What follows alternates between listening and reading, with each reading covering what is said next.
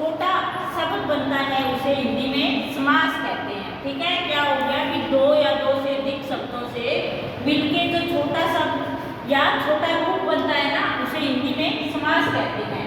समास की रचना, समास की रचना क्या होती है? समास की रचना में दो पद होते हैं। समास को बढ़ने के लिए, उसको बनाने के लिए दो पद होते हैं समास के अंदर। एक होता है पहला पद और दूसरा होता है पूरा पद। अब इसमें एक नया शब्द आ गया, पद। पद क्या होता है? वैसे मैंने पिछली क्लास में ये बताया था कि पद क्या होता है। शब्द, कोई भी शब्द होता है ना, उसको पद कहते हैं। लेकिन पद कब कहते हैं उसको? शब्द हो गया, जैसे कोई एक शब्द ले लिया, जैसे घोड़ा। ठीक है, घोड़ा ले लिया, रथ ले लिया,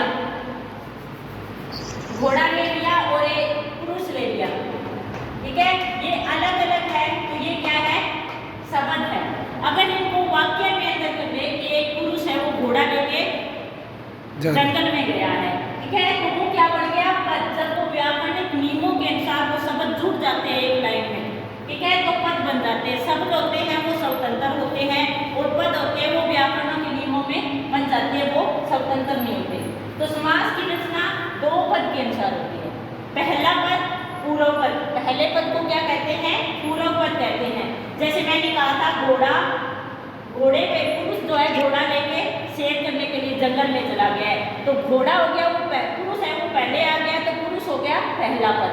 ठीक है, घोड़ा है वो घोड़ा लेके जंगल में चला गया, घोड़ा आ गया, वो उत्तर पद हो गया। पहला पद होता है पूर्व पद और दूसरा पद जिसे कहते हैं हम उत्तर पद, उसे उत्तर पद कहते हैं। पूर्व पद और उत्तर पद दोनों के मिलने से समास बन गई है, यानी कि दो शब्दों से मिलकर समास बनता है। तो पहला पद और दूसरा पद मिलने से जो समास बन गया है उसे कहते हैं समस्त पद। ठीक है, उसको जोड़ने से पहला पद और दूसरा पद मिलके और वो समस्त पद बन जाता है।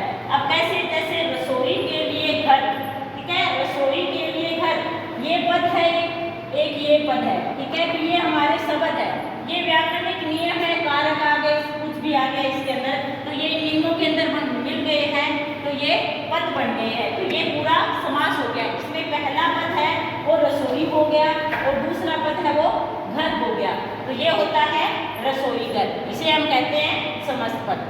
तो ये क्या होता है? इसको उस पर संधि विच्छेद करना भी आता है और उसको समास में बदलना भी आता है। जैसे रसोई के लिए घर, अब इसको कहेंगे कि इसका समस्त पद क्या होगा, तो इसको कहेंगे हम रसोई घर, और रसोई घर का समास विच्छेद करें तो ये क्या है? रसोई के लिए घर। Thank you. आगे हम कल की क्लास में